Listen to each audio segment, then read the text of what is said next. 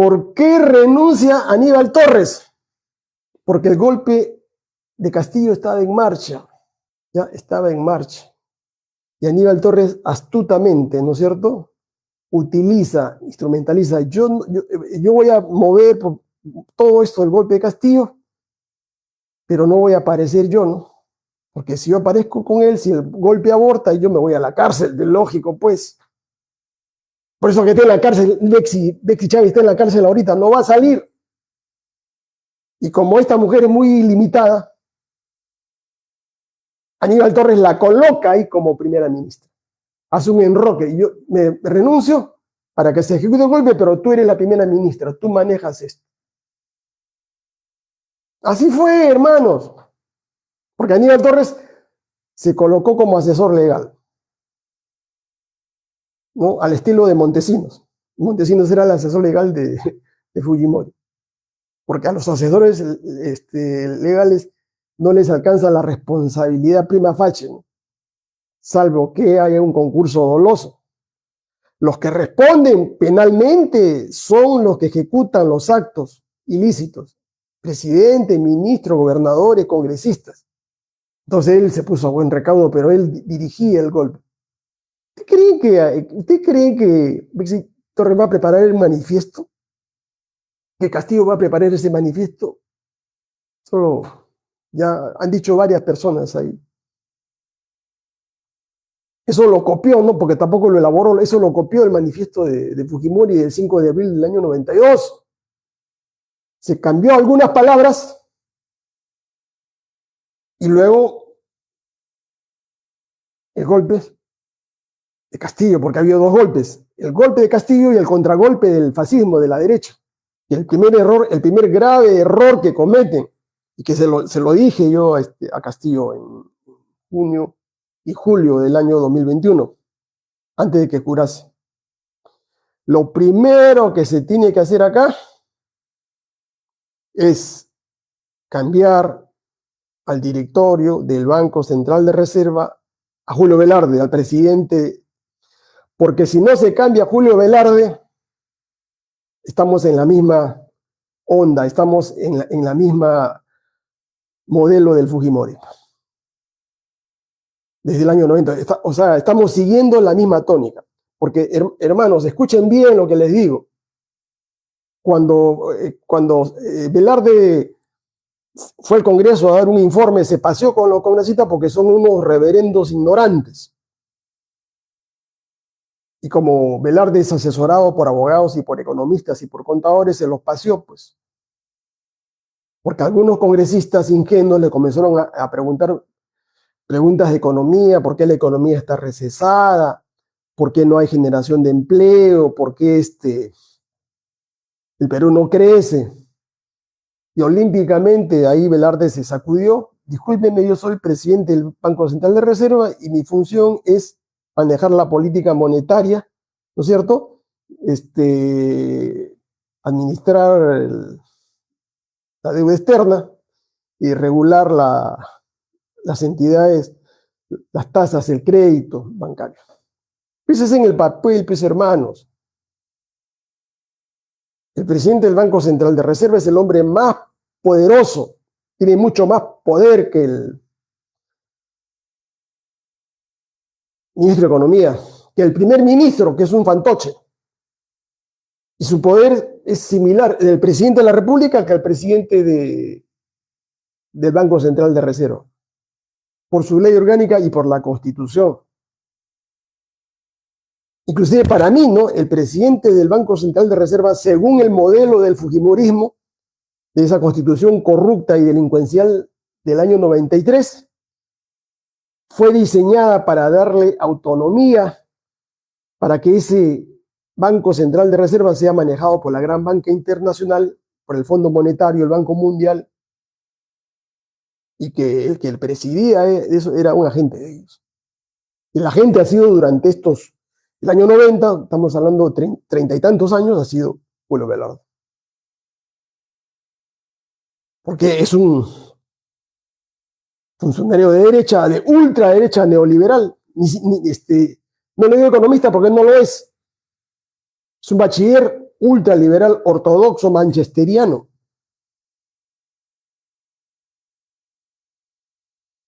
Entonces, Castillo cuando hablaba, me acuerdo que hablamos, hay varios testigos, tengo las grabaciones ahí, miraba al techo, ¿no?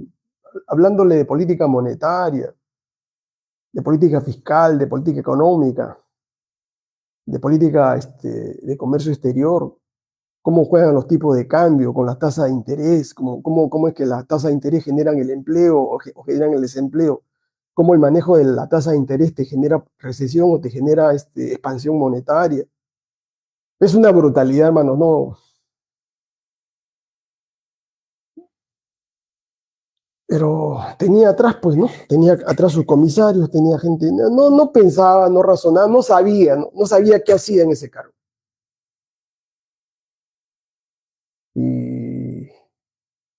Y cuando se produce, ¿no es cierto? Ustedes vean el video en la Plaza 2 de Mayo, ¿no? El anuncio, ¿no? Él se pone de rodillas junto con Cerrón para pedirle a Velarde, ¿no?, que acepte ser por 5 años más presidente del Banco Central de Reserva. Ahí ya le dije, ¿no? Ya este proyecto, porque no había ni proyecto, este gobierno tuyo está liquidado,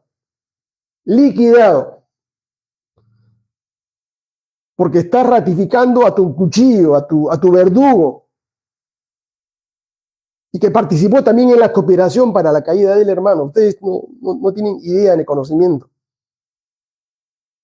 Porque a Castillo, para el golpe del 7 de acá entro en materia, al 7 de diciembre, fue una conspiración tramada desde, ¿no?, antes del 28 de julio del 2021. Y Cerrón es culpable de esa situación, Bellido es culpable Verónica Mendoza, es culpable Bermejo, porque Bermejo era el matón que estaba detrás de ello.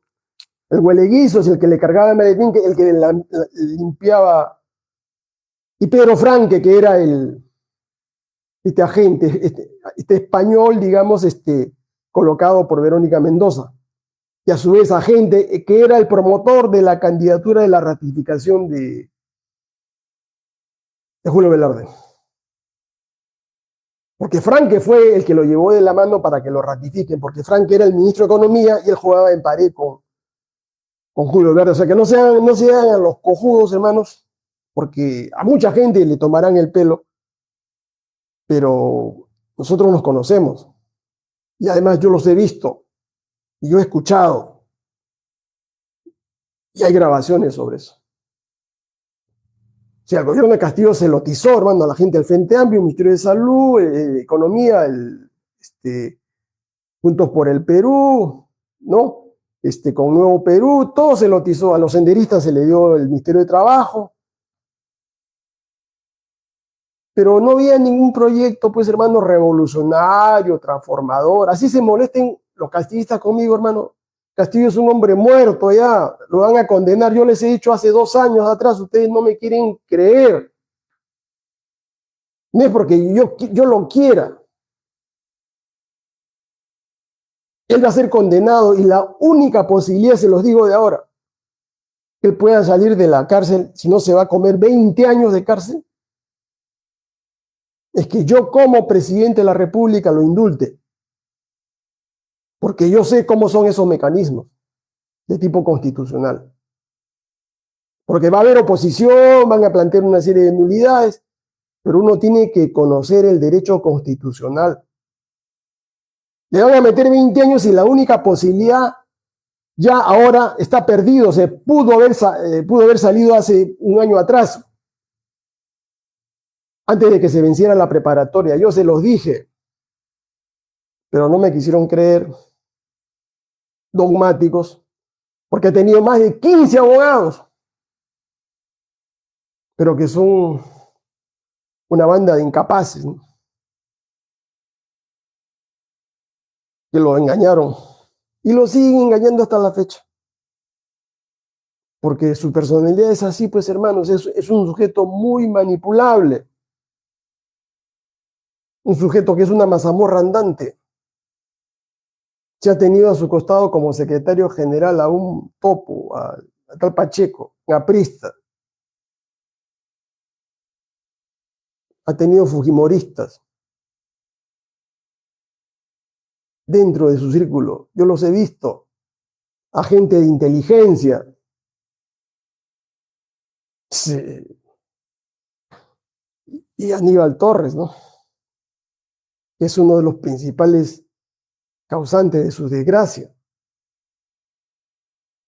Porque él lo entregó a la policía, a la fiscalía, hermano. Acá el hermano Marco Alcántara, que Castillo tenga un juicio justo y que al salir a la cárcel ya no se mete en política, que estás en un error, pues hermano. En el Perú no hay juicio justo, no hay juicio justo en ninguna parte del mundo. No existe justicia independiente, entiendan. La independencia es del juez, no de la justicia, que es una entelequia. No se dan cuenta, ustedes son muy ingenuos, no conocen, yo conozco el monstruo por dentro, yo sé cómo son los jueces, cómo procesan. Y quiero explicarte parte de eso porque es una historia para escribir 2, 3, 4 tomos. Porque esa es mi especialidad, no para eso he estudiado, hermano.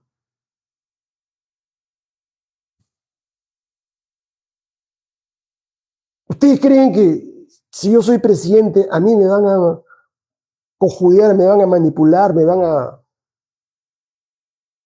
Para que un presidente maneje un país, un presidente tiene que tener un asesor legal de primera, tiene que tener un asesor económico, tiene que tener un asesor político, tiene que tener un asesor militar, tiene que tener un asesor en salud y su médico personal.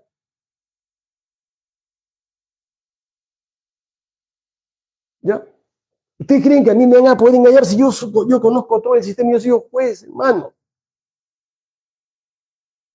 Ustedes que me van a cojudir en la parte económica, Velarde me va a cojudir, el ministro me va a cojudir, si yo soy doctor de economía.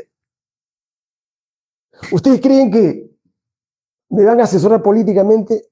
$2 millones nos han ofrecido, hermano. $2 millones. Hemos tenido como 10 propuestas en estos últimos meses. $100.000 por acá, 50.000, 150.000, 200. $2 millones. Porque esto es un negocio, esto de los partidos es un negocio, hermano. ¿Para qué? Para poner en la lista de congresistas a gente que a ellos les interesa para vender leyes, ¿no? El negocio es vender leyes. Porque dicen que ellos lo recuperan una ley, cobran $1.000.000. ¿Ustedes creen que lo del reinflo, la ampliación de los 6 meses es gratis eso? Sí, ustedes son muy ingenuos. ¿Ustedes creen que han votado los 80 aquí por amor al pueblo, amor a los mineros? Eso ha costado. Y cada ley tiene un precio, así como cada sentencia del TC tiene un precio. La situación está muy corrompida, hermano. Y eso hay que, así de raíz, por eso que somos radicales nosotros. Porque si vamos a convivir con ese sistema, mejor no hacemos nada. Estamos perdiendo el tiempo. Necesitas un asesor militar. Y conozco algo. Un asesor de salud, eso sí no lo conozco. Pero tengo amigos, tengo doctores que saben más que yo. Yo a un médico no le discuto, hermano, cuando hago mis exámenes. ¿Ustedes creen que yo le voy a discutir, así como muchos advenedizos acá que discuten con uno que no tiene formación? ¿Yo cómo le voy a discutir a un doctor en medicina? Mi hermano es doctor en medicina, tengo amigos que son doctores en medicina, en salud pública. Y cuando no sé una cosa les pregunto a ellos, pero a gente confiable, gente honesta, porque también hay médicos y médicos, hermanos. Entonces, Castillo no sabe nada de esto, pues, hermanos. No sabe nada de esto y por eso que era muy fácil tumbarlo. Y yo le dije, hermano, en julio, una vez ratificado Julio Velarde, era cuestión de semanas para que el golpe que ya se comenzó a preparar se ejecutara. ¿Quién decidió, hermanos, acá, los dueños del Perú, con FIET? El gobierno de los Estados Unidos a través de su embajada, ¿no? Las corporaciones extranjeras, estos decidieron el golpe. No porque Castillo iba a estatizar, iba a nacionalizar las empresas. Castillo jamás por su cabeza pasó eso. Y cuando Bellido fue como portapliegos a dejar un oficio a esa empresa gasífera, era una payasada, hermano. Una payasada. ¿Por qué? Porque estaba blindado por los contratos ley. Por esa constitución del año 93, esa constitución maldita. No podían hacer absolutamente nada. Era mentira. Y que el comunismo, que Venezuela, todo fue orquestado por ellos. Y para eso usaron, ¿qué cosa? Los medios de comunicación, la TV, la radio, los diarios, sobre todo los canales de televisión, el canal Willax. Y eso lo han dicho ellos. Fue el canal del golpe. O sea, la televisión, hermano, y los otros canales que apoyaron esa situación. Porque tú sin medios de prensa no puedes sostener una mentira. No puedes decir que lo negro es blanco o que lo blanco es negro. Porque el medio de comunicación te miente, te forma una falsa opinión y te hace vivir en otro mundo. Yo soy periodista de investigación. Yo sé lo que les digo. Los titulares, la pauta de entrevistas, la forma a quién se va a atacar, las portadas. Lo hacíamos en la República. Porque yo participé en la fundación de ese proyecto periodístico con Guillermo Sonday. Guillermo, el más grande periodista que ha existido, hermano. Con el ingeniero Mome, Gustavo Mome. Padre, Yona, Mome Yona. Tipo correcto. Y un grupo de periodistas. Yo me sentaba acá. Guillermo se sentaba al frente. Y trabajábamos de esa manera. Un tipo inteligente. Decía, tú sabes la parte legal, la parte constitucional, me mandaba la información. ¿Cómo es este asunto? ¿Por qué? Porque nos ganábamos un juicio de difamación, hermanos. Yo tenía que limpiar todo. Redactaba otra vez el asunto. Y cuando había algún tipo de proceso de demanda, yo iba a defender a todo el grupo, empezando del director, los directores, el directorio. Yo me enfrenté a toda la maquinaria del PPC, de Acción Popular, hermano, con Enrique Elías Larosa y compañía. En el caso Ugarte, con Javier Rolandini, con el otro, el grupo Sanitas, toda la corrupción belaundista del año 80 al 85. Juicios y juicios. Y en la época de García y en la época de primer gobierno de Fujimori. ¿Ya? Entonces, hermano, le estoy hablando mi experiencia. Mi experiencia. Entonces, ¿a quién le dan la orden? Le dan la orden al Congreso. ¿No? Brazo ejecutor, el Congreso. Al Tribunal Constitucional, a la Fiscal de la Nación. ¿Para qué? Para que ejecuten a Pedro Castillo. ¿Ya? Y lo primero que había que hacer era apartar a Castillo de Perú Libre. Dejarlo solo. ¿Ya? Ese fue el primer objetivo. Hay que separar a Castillo de Vladimir Cerrón y de Perú Libre. El agente encargado de eso fue Aníbal Torres Vázquez. Desde el 28 de julio de 2021, acuérdense ustedes cuando se hizo la loca y no quiso juramentar, que se fue con Pedro Frank. Ese día juraron todos menos los dos.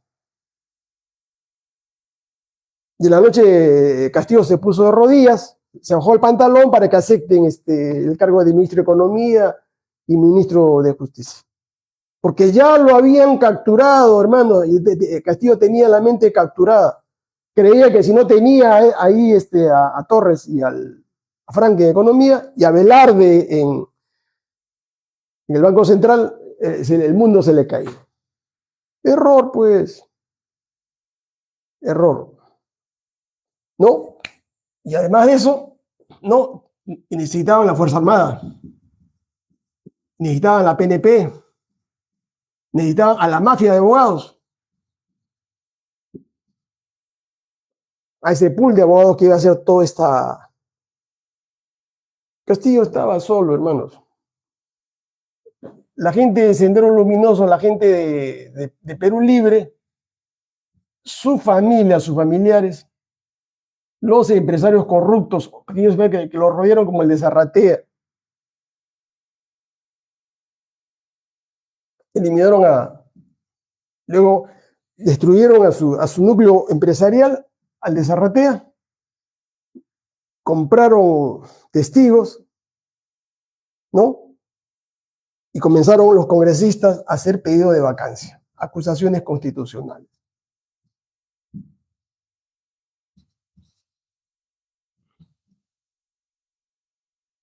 Y no lo dejaron manejar la economía del país, porque el que manejaba la economía del país era Velarde. O sea, Velarde lo tenía extorsionado.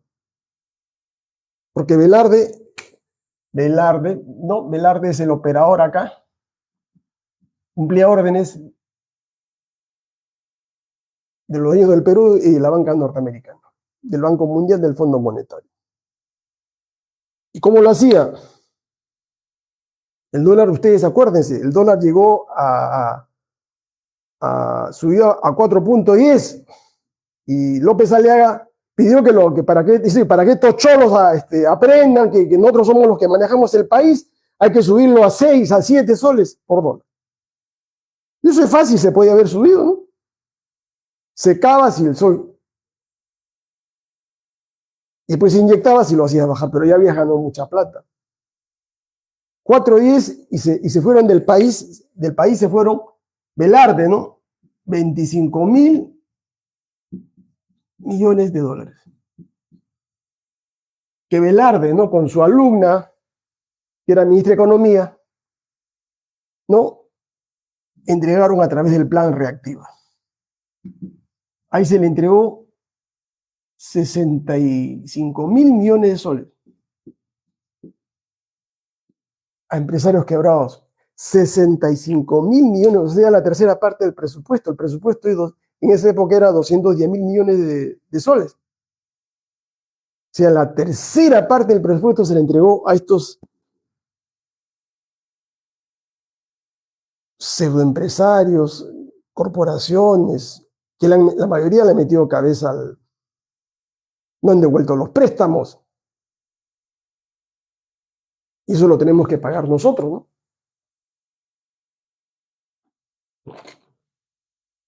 Entonces Castillo asume, ¿no? Está Héctor Béjar como canciller, está Bellido cero a la izquierda, haciendo no cuenta. El más peligroso de todos ellos era Héctor Béjar, porque Béjar es un ente pensante. No, Bellido no piensa. Bellido es como uno de esos perros que ladra, ladra, ladra, y eso es todo. Es un apologista, acuérdense ustedes esos videos donde hace apología de Sendero. Creo que por eso se le procesó. O sea, el más peligroso ahí era Béjar. Entonces, dan la orden, ¿no? A la Fuerza Armada, Servicio de Inteligencia, ¿no? Ministros, ¿no? Béjar. Hay que tumbarlo a Béjar. Hicieron una campaña demoledora de guerrillero, que para ti, patatá y patatá. este señor no pensaba, ahí tenía el instrumento, ¿no es cierto?, para hacer una cuestión de confianza y disolver el Congreso. ¿No? Jamás entendió la política Castillo. ¿Ya? Ya, eso fue. Porque Béjar es un tipo que conoce la política. Él ha sido cuadro del Partido Comunista conjuntamente en la época de Vargas Llosa. Acuérdense ustedes, hermano, con el padre de Humala, el viejo, no sé, San Marcos, pues. Entonces, todos los de San Marcos nos conocemos, sabemos la historia de 50 años. Cómo lo violaron ahí a la torre, ahí en San Lorenzo, todas esas cosas, hermano. Por eso el que cambió, Leguía luego lo sacó del país. Si les relató, no es cuento, sino les relatara ahí. Vino cambiado, ya no era allá de la pelea, no había a cualquiera, pues hermano, lo mandan al frontón, ahí mandan 2, 3 delincuentes ahí. ¿Ya? Entonces, quemaron al gabinete de Bellido, sacaron y ponen a la caviar, Mirta Vázquez. Tenían desde julio del año 2021 hasta diciembre de ese año, antes de que varíen la ley de la voto de la cuestión de confianza, tenían para disolver constitucionalmente el Congreso, porque así lo autoriza la Constitución. Y no era golpe de Estado. A cada rato, hermano, en Francia, en Alemania, en España se disuelven los congresos. En Inglaterra, los congresos se disuelven y no pasa nada. Se llama a elecciones y se vuelve a elegir otro congreso. Pero si tienen la facultad constitucional que porque era un ignorante, no lo hizo, no, pues lo engañaron. ¿Y quién lo engañó? ¿Quién era? Se supone su cerebro jurídico, que era Aníbal Torres. Se opuso, porque como es un neoliberal, él defiende esa constitución, hermanos, fujimontesinista, a muerte, y lo defiende en la universidad, cuando enseñaba. Vean ustedes sus artículos, está ahí, es un neoliberal. Por eso que yo les he dicho a ustedes, la línea demarcatoria, ¿no es cierto?, de los farsantes, de la antipatria, de todos estos delincuentes, es, hermano, ¿quieres tú mantener esta constitución fraudulenta del año 93? Con reformas innovadoras, como decían en el CADE, ¿no? Porque esta gente, los dueños del Perú, van a matar por esta constitución fujimontesista, porque esa es la que le ha permitido ganar más de 450.000 millones de dólares en estos más de 30 años. Eso jamás lo hubiesen ganado con la constitución del año 79. Ahí está la fuente de su fortuna ilícita, mercantilista, con los contratos ley, con las APP, acciones público-privadas, con la autonomía de Velarde para hacer lo que le da la gana con nuestro dinero, con las divisas, con la tasa de interés, con la política de empleo. Es tan ignorante Velarde que la obra fundamental, ¿no?, de Keynes es teoría general, le llama ocupación del empleo, ¿no?, el dinero y el interés. Fíjense, Keynes lo dice en ese libro, que es su obra fundamental. ¿Cómo interactúa, ¿no?, la tasa de interés, o sea, la política monetaria, con la política económica, política de empleo, y con el crecimiento económico, que se mueve a través del dinero, ¿no? Y dice, no, yo solamente me encargo de la política, pues del resto es la más grande mentira. Pues si son tan estúpidos, son tan brutos en el Congreso de que no lo aclararon. Él maneja todo, hermano. La tasa de interés, la cantidad de emisión monetaria, el tipo de cambio el monto de la deuda externa, el monto de reservas internacionales, todo eso tiene repercusión en el crecimiento económico de un país, en la generación de empleo, en la generación de la informalidad. Pero no quiero tocar ese tema porque para mí es pura teoría económica, lo haré. Sigamos con Castillo. Entonces estoy llegando ya a Castillo, el primer gabinete, se lo tumban, entonces está fuera. Castillo se queda, está Perú Libre y Cerrón fuera y se queda los caviares con Aníbal Torres. El plan de Torres era el salchichón, ¿no? Ir cortando de pedazos en pedazos a sus opositores. Sacar a Verónica Mendoza, a Pedro Franque, ¿no es cierto? Ponen a Mirta Vázquez, que es del Frente Amplio, con el ministro de Salud, que era la estrella de ellos. Provocan ahí una intriga. Cae Mirta Vázquez. Bueno, así de errores, porque la señora tampoco sabía qué estaba haciendo ahí como primera ministra. Es una desgracia en este país. Una abogada, hermano, de mala muerte, de litigio. ¿Qué cosa sabe gobernar un país, manejar 250.000 millones de soles, hermano, de presupuesto? Entonces sacó ya dos gabinetes, entonces pues tiene todo el poder Aníbal Torres, ¿no? Aníbal es el poder, el primer ministro. Y ya había perdido por culpa de la posibilidad Castillo de poder disolver el Congreso. O sea, ya estaba, sus horas estaban contadas. Y Aníbal Torres hace, ¿no es cierto? Utiliza el cargo para hacer su proselitismo político, o sea, para perfilar, dimensionar su imagen a nivel nacional, para su candidatura presidencial. ¿Ya? Porque él quería ser presidente y no voy a esperar hasta el 2026, pues, porque la edad lo vence, ya tiene 83, 84 años, 85, 86 años, no llega, pues, hermanos. Él apresura esa salida y eso coincide con la conspiración que hacen ellos. O sea, ya tienen abajo, fuera, a Mirta Vázquez y los caviares, tienen a Aníbal Torres y todo su grupete ahí. Entonces la estocada final era lógico, ¿no?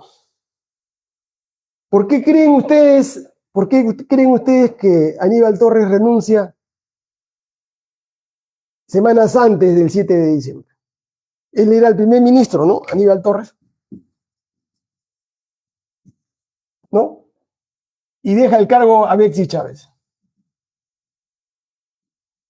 ¿Por qué? Aníbal Torres está ligado con el general Bobbio, conocido soplón de inteligencia, montesinista, de San Marcos. Todos los conocemos en San Marcos. Que llevó la tropa, hacían operativos. Estoy diciendo la verdad, hermano. Yo no quiero no tengo ningún interés acá político, ser presidente. Eso para mí es. Estoy hablando de la ciencia política, cómo ustedes tienen que. ¿Ya? Y Aníbal Torres fue el interventor de San Marcos, tomado a sangre y fuego por la tropa militar, nombrado por Fujimori. Fujimori lo nombra a Aníbal Torres como interventor. Y se despidió ahí a 600 estudiantes, 800 docentes, trabajadores. ¿Y por qué lo sé yo? Les he dicho varias veces. Porque yo me enfrenté a Aníbal Torres y a toda su camarilla ahí y le planteé más de 1 millar de acciones de amparo gratis a mis colegas, a mis estudiantes, a mis alumnos. Y le gané a la mayoría de ellos. y no les cobré absolutamente nada. Y ahí en esos juicios aparecían las actas de la comisión interventora, con el modus operandi, cómo se había hecho. ¿Quién lo tramó? ¿Quién lo ideó? No lo ideó pues el médico que le decían Poncho Negro, un prontuariado que venía de la Universidad San Luis Gonzaga de Ica. Manuel, su nombre en estos momentos, el médico que sabe, es un pediatra que sabe de derecho, hermano, de proceso disciplinario. Todo eso lo inventó, lo ideó, lo ejecutó Aníbal Torres.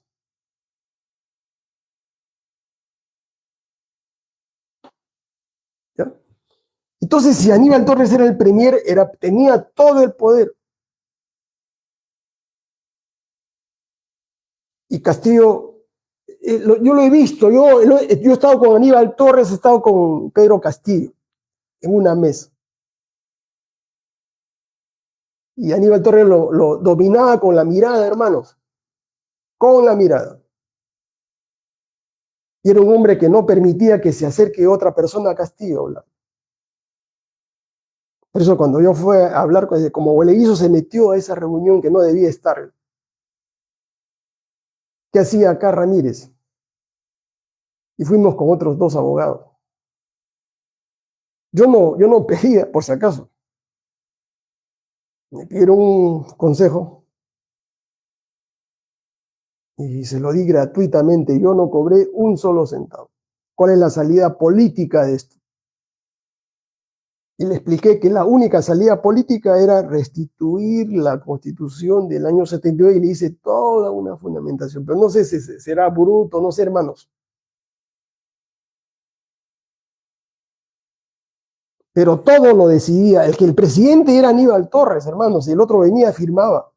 Ahí en mi presencia le trajeron varias resoluciones y le decía a Aníbal, ¿lo firmo? Aníbal agarra, miraba, fírmalo. Así se manejaba el país. Entonces, en noviembre, Aníbal Torres tenía todo el poder, estaba en campaña política por todo el Perú, acuérdense ustedes, con esos consejos ministros descentralizados, pero no era para hacer su propaganda política. ¿Por qué renuncia Aníbal Torres? Porque el golpe de Castillo estaba en marcha. Ya estaba en marcha. Y Aníbal Torres astutamente, ¿no es cierto?, utiliza, instrumentaliza. Yo voy a mover por todo esto del golpe de Castillo, pero no voy a aparecer yo, ¿no? Porque si yo aparezco con él, si el golpe aborta, yo me voy a la cárcel, de lógico, pues. Por eso que está en la cárcel, Bexy Chávez está en la cárcel ahorita, no va a salir. Y como esta mujer es muy limitada, Aníbal Torres la coloca ahí como primera ministra. Hace un enroque y yo me renuncio para que se ejecute el golpe, pero tú eres la primera ministra, tú manejas esto. Así fue, hermanos, porque Aníbal Torres se colocó como asesor legal, ¿no?, al estilo de Montesinos. Montesinos era el asesor legal de Fujimori, porque a los asesores legales no les alcanza la responsabilidad prima facie, ¿no?, salvo que haya un concurso doloso. Los que responden penalmente son los que ejecutan los actos ilícitos: presidente, ministro, gobernadores, congresistas. Entonces él se puso a buen recaudo, pero él dirigía el golpe.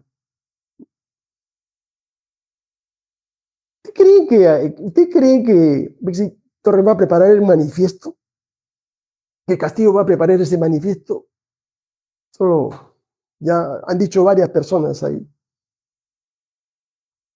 Eso lo copió, ¿no? Porque tampoco lo elaboró, eso lo copió el manifiesto de Fujimori del 5 de abril del año 92. Se cambió algunas palabras y luego el golpe de Castillo, porque había dos golpes: el golpe de Castillo y el contragolpe del fascismo de la derecha.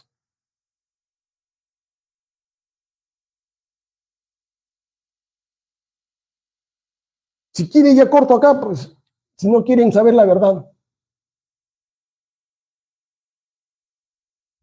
corto acá, hermano, porque no quieren saber ustedes la verdad. A mí me da pena, ¿no? Que castillistas y otra gente no entiendan. Estoy diciendo la verdad, esto es lo que ha pasado, estos son datos. Estos son datos, estos son hechos. Yo no estoy inventando, no estoy especulando, que me parecen. Yo lo he vivido, yo he estado ahí. Tengo grabaciones.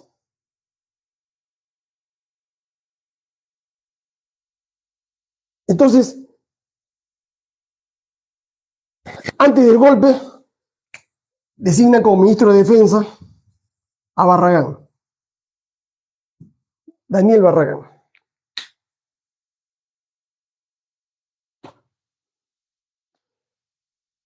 Daniel Barragán, pues ya ustedes lo conocen y no me gusta hablar mal de nadie. Averigüen quién es Daniel Barragán. Pero el hecho concreto es que Daniel Barragán era asesor de José Vega y asesor de Belmont.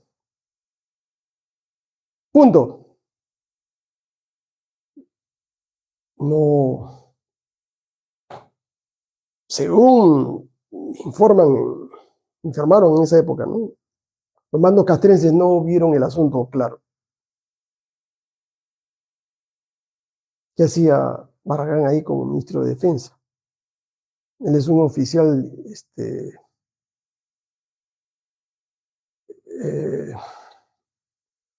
subalterno, me parece, de la FAP.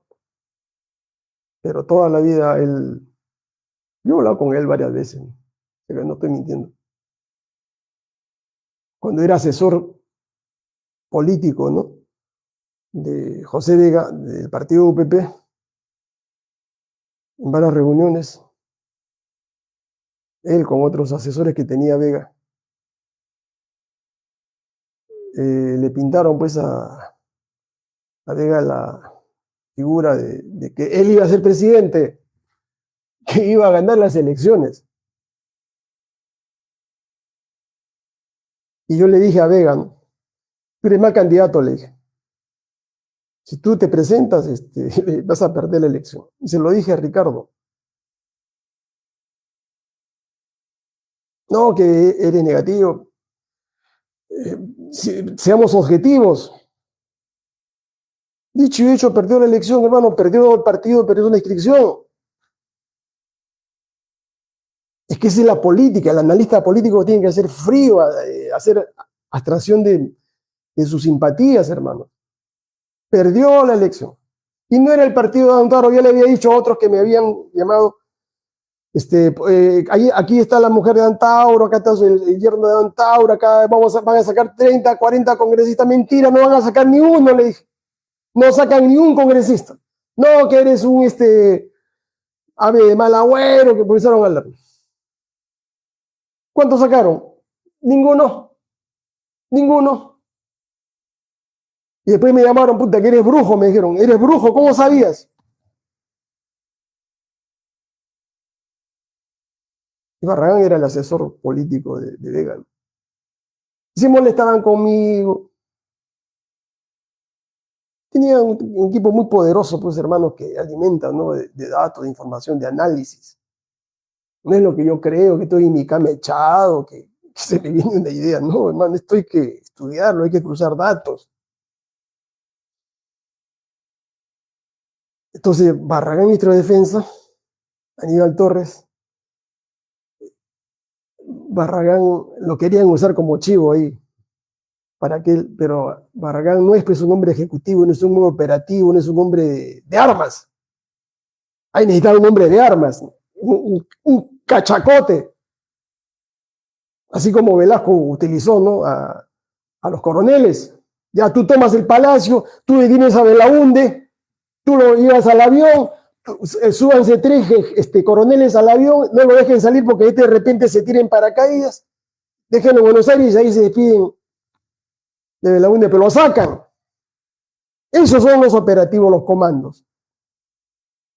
A Hoyos Rubio, a Briceño le dijeron en el 62, tú rompes la puerta si es que no quieren abrir, no disparen, ¿no? Rompan la puerta. rompan las cadenas de Palacio. No abrieron, entonces rompió las cadenas con el tanque, pues, hermano. El 68 no se necesitó eso. Se hizo otra estrategia ahí para tomar Palacio. Porque infiltraron a Belaunde con gente de inteligencia y lograron entrar por la puerta de servicio a Palacio y le abrieron a todos los golpistas, le abrieron la puerta, entraron y entraron al segundo piso, lo agarraron a Belaunde en pijama en su cama y se lo llevaron.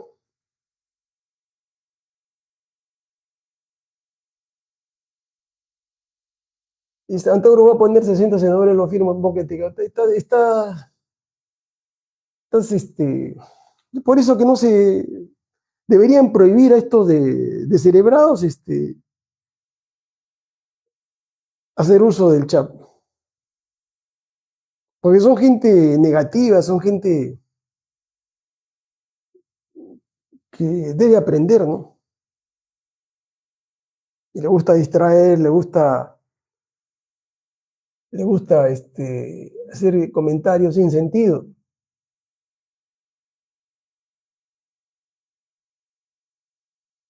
Fíjense, y Barragán toda la vida ha sido una persona, digamos, soñadora, la palabra, ¿no? Es un tipo honesto, hasta donde sé, ¿no? Ha trabajado con el que murió congresista fujimorista, el que murió, hágame acordar, ¿cómo se llama? El que murió ahí, una noche de copas ahí, en el sur. El segundo hombre del fujimorismo, ¿no? Nano Guerra, ok, muy bien. Con él trabajaban, haciendo conferencias. Pero me dicen que Aníbal Torres evaluó el asunto y tenía otro agente, ¿no es cierto?, que era mucho más operativo, que era Bobbio. Entonces a Bobbio lo colocan ahí como ministro de Defensa en lugar de Barragán. Barragán no estuvo ni un mes, me parece.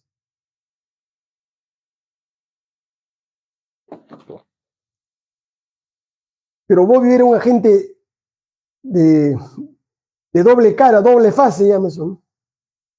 De inteligencia y contrainteligencia, o sea, vende y da información.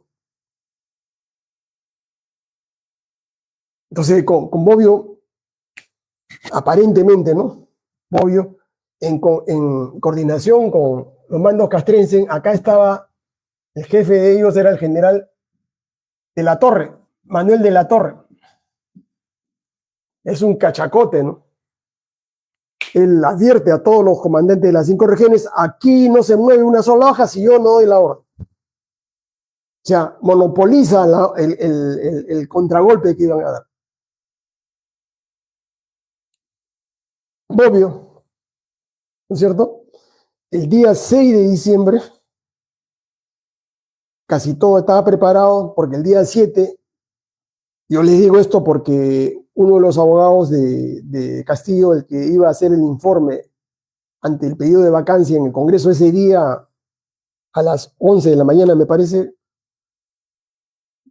perdón, a las 3 de la tarde, me explica cómo es el asunto.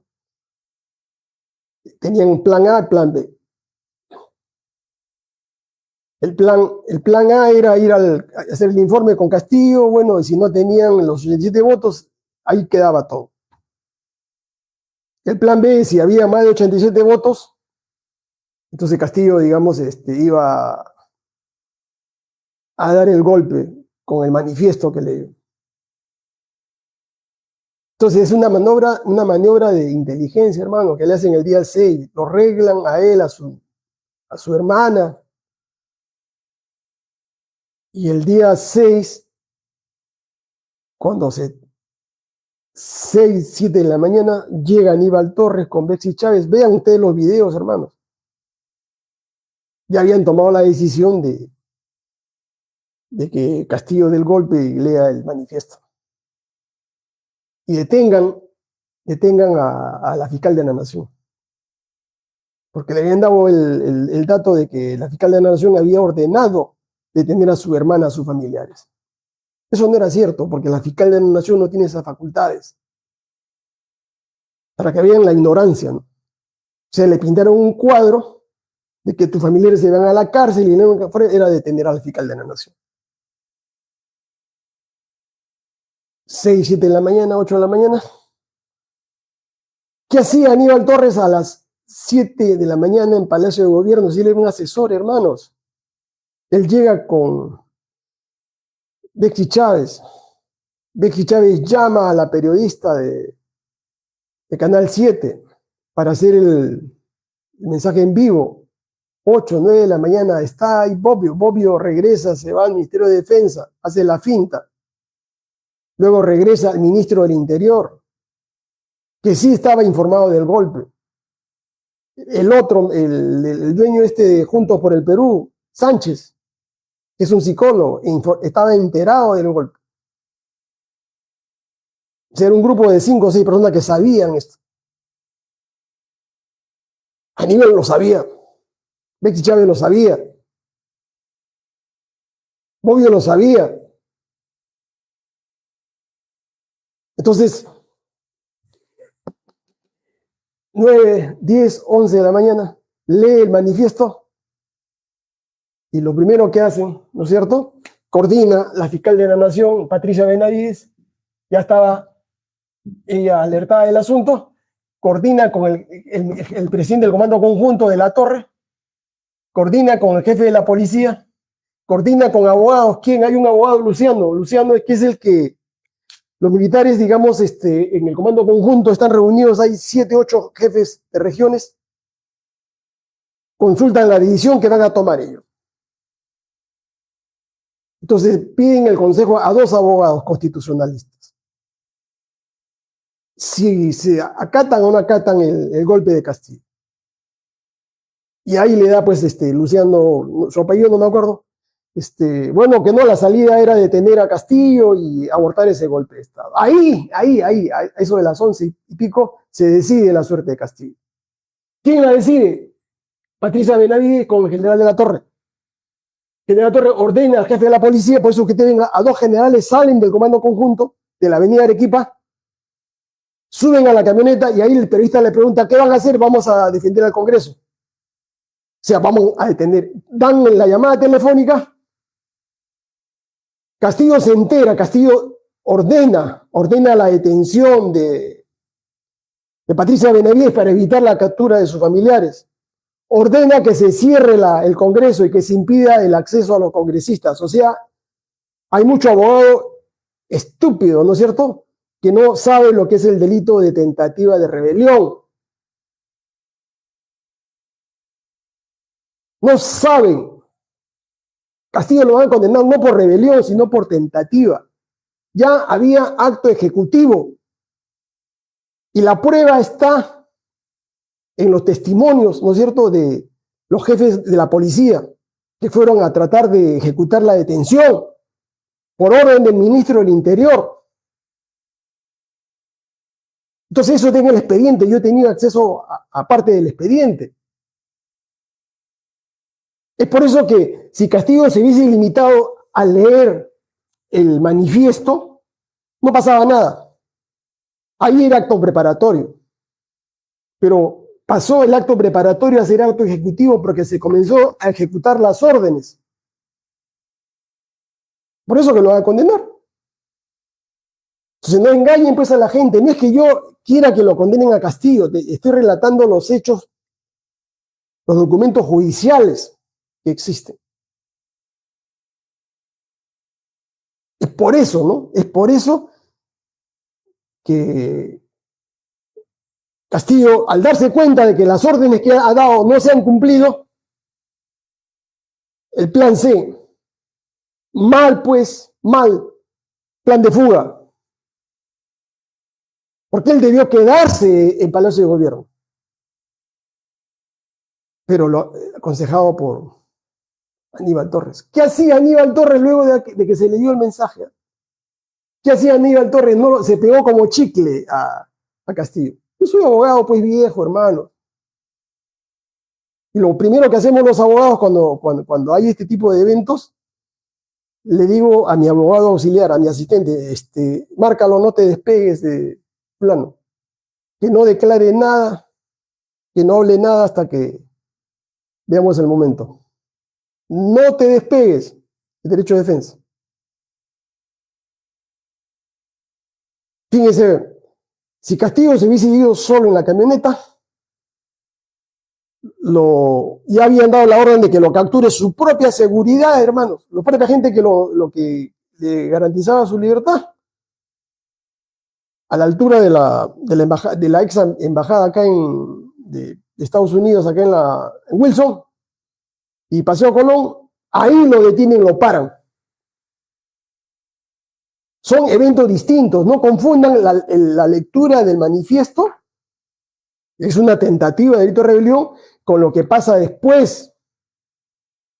La captura de Castillo es totalmente ilegal, ese es un delito de abuso de autoridad, porque él todavía era presidente de la República.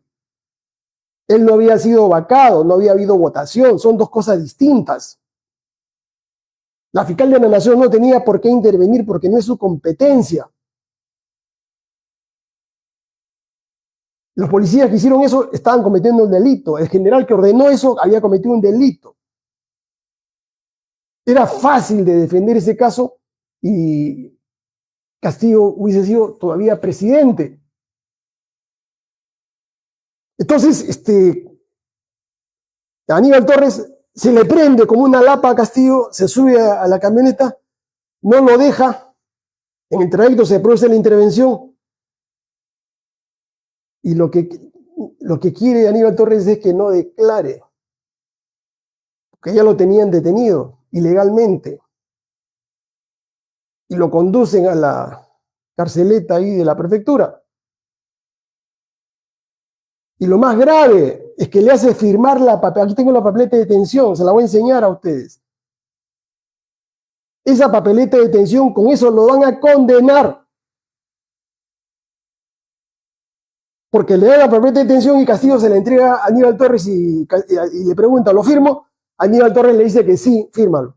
Lo firma Castillo, pone su huella digital y luego se lo da a Aníbal Torres y Aníbal Torres firma. ¡Qué tortura! ¡Qué amenaza contra su vida! ¡Qué secuestro! ¡Qué detención ilegal hay si tú estás diciendo que la policía te ha tratado bien, que te ha garantizado tus derechos? Con eso borró todos esos delitos, pues hermanos, entiendan. ¿Quién lo hizo? Aníbal Torres. Entonces, por eso ahí ya, con ese documento ya lo guardan, pues. Y ahí recién, ¿no es cierto? El Congreso es el tercer acto, ¿no? El Congreso hace un procedimiento totalmente ilegal, inconstitucional, de una vacancia express. Esa vacancia express que se hizo ese día por parte del general William, el presidente del Congreso, conversado con los militares, conversado con Benavides, eso fue totalmente ilegal, inconstitucional. Eso ya ustedes lo saben perfectamente bien. William no tenía facultades para hacer eso. Se debió presentar una moción de vacancia con firma de 25 congresistas, someterla a debate, luego tomar acuerdo para que esto se discuta, pero no se hizo. Al caballazo ese mismo día se presentó y la moción, para que sea votada y se proceda a la acusación, tenía que tener 104 votos o 103 votos y solamente tuvo 101 votos, o sea, le faltaron 2 votos. Así lo dice, hermanos, esto no es cuento mío. Esta es la ley del Congreso, o llamado reglamento del Congreso. ¿Ya? Este es el reglamento del Congreso, de la ley del Congreso. Estado de Derecho significa gobierno de las leyes. Y las leyes tienen que aplicarse tal y como se señala en sus textos. Si no se cumple con lo que dice la ley, es totalmente ilegal y constitucional. Dice acá el artículo 89A. Para la emisión al periodo de vacancia, se requiere el voto del 40%. El Pleno del Congreso acuerda de hora para el debate y votación del pedido de vacancia. Sesión que no puede realizarse antes del tercer día, antes ni después del 10º. Es decir, si la vacancia, la moción se presentaba el día 7, sería el 8, el 9, el 10. El 10 recién se podía discutir. Excepto, ahí viene la vacancia express, excepto, salvo que 4/5 partes del número legal de congresistas acuerden un plazo menor o su debate y votación inmediata. O sea, ¿se podía haber debatido el mismo día? Sí.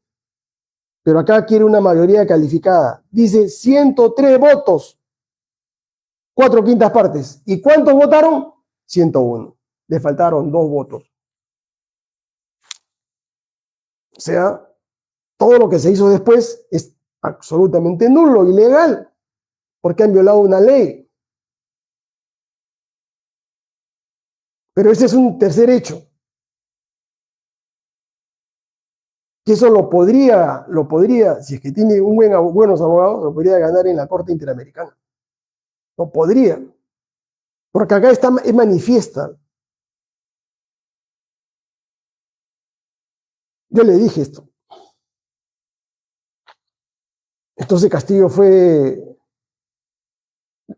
detenido ilegalmente, fue vacado inconstitucionalmente, ¿ya? Y lo que le queda a él es el delito de tentativa de rebelión, por el cual lo van a condenar. Esto de acá es independientemente de esto. ¿Ya? ¿Hay forma de parar esto? No. Cuando lo condenen, apelará, se lo van a confirmar, hasta que lleguemos pues a la presidencia, ¿no? Yo sí le doy el indulto.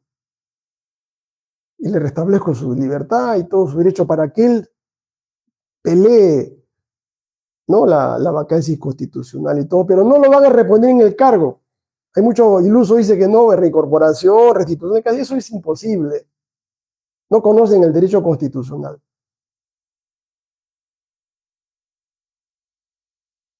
Ok, entonces, hermanos,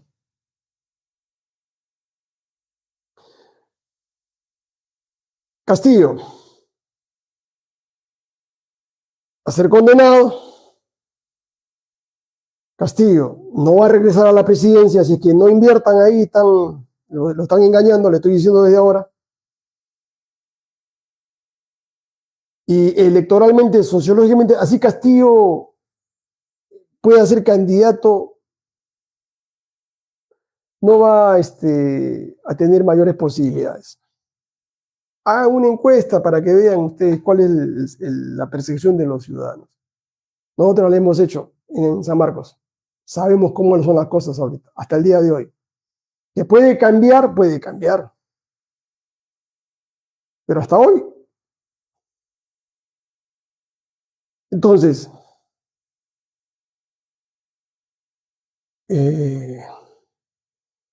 Castillo fue vacado inconstitucionalmente. La sucesión presidencial, o sea, la asunción a la presidencia de Dina Boluarte es totalmente inconstitucional. Todo lo que ha hecho Dina Boluarte es nulo, ¿no? Y cualquier inversionista que haya hecho contratos en estos casi año y 2 años es nulo, no tiene garantía, porque está contratando sobre barro. Entonces, los que sacaron a Castillo, colocaron a Dina Boluarte, porque no podían colocar a otra persona en ese momento. Entonces la dejaron a Boluarte para que esté en el poder transitoriamente. ¿Hasta cuándo? Hasta abril del próximo año. Porque hay que conocer el manejo de las convocatorias, de los plazos. Dina Boluarte convocará elecciones el día 13 de abril del año 2025. Automáticamente al día siguiente ella está sujeta, digamos, a ser vacada del cargo. Causales hay, denuncias hay. La gran pregunta es, ¿hay los 87 votos para sacarla? Sí. ¿De quién depende eso? Depende del gobierno norteamericano, de sus agentes, ¿no? Que son los partidos acá. ¿Quiénes son sus agentes? Fuerza Popular, Keiko Fujimori, APP,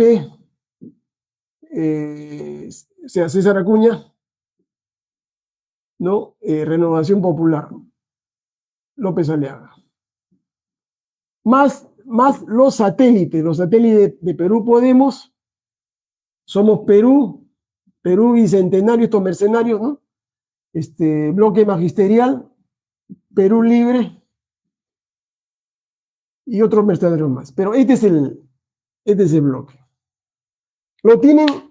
Sí, pero van a negociar. ¿Cómo negocian? ¿Cómo es? ¿Cuánto me vas a pagar por mi voto? ¿Corren algún peligro estos congresistas? No, porque ellos se van a quedar hasta el 2026. Si lo vacan hoy día, no puedo. Habría que convocar elecciones congresales.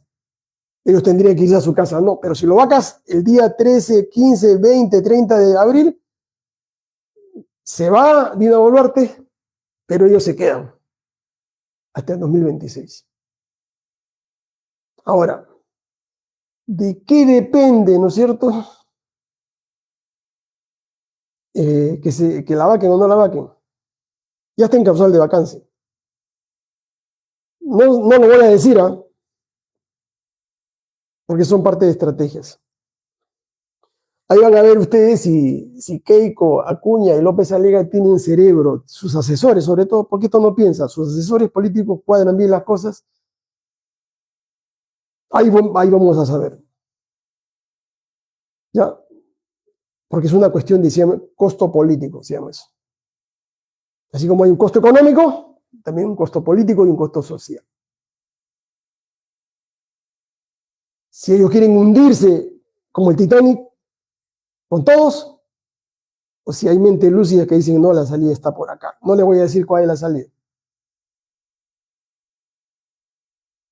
¿Por qué? Porque nosotros también tenemos nuestras estrategias, ¿no? Sabemos cómo derrotarlos a ellos. Porque hasta ahora hemos hecho el análisis, está la encuesta ahí, que nos han reportado, hemos hecho el análisis, y están, digamos, acéfalos. Y más aún lo que ha pasado en el CADE, ¿no? Ahora, bueno, si Dina tuviera asesores inteligentes, puede hacer un jaque mate, ¿no? Y subir el Congreso. Pero tampoco le voy a decir lo que pueden hacer, pues, hermanos. Porque ustedes saben cuando se viene el desenlace, ¿no? Cualquiera de los bandos puede, el que golpea primero es el que va a ganar acá. No quiero yo hablarle de esas cosas a ustedes, obviamente, ¿no? Ustedes se dan cuenta que esto no es autodidactismo. Hermanos, esto es cerebro. Hay mucha gente, nosotros manejamos grupos de estudio que se hacen los análisis. No es que yo me levanté, no es que me fumé algo y no es que soy autodidacta. No es así, hermanos. Si es inteligente la mujer esta, no, pues un jaque mate, no para salvarse, ¿no? Eso es lo que yo, si fuera, le recomendaría, ¿no? Porque una vez que la han vacado en abril, la mujer se va a la cárcel. Ya, así de simple. Se va a la cárcel y su hermano estará, digamos, todavía fugitivo, no se sabe. Es el triste final, pues, hermano, de una familia, ¿no?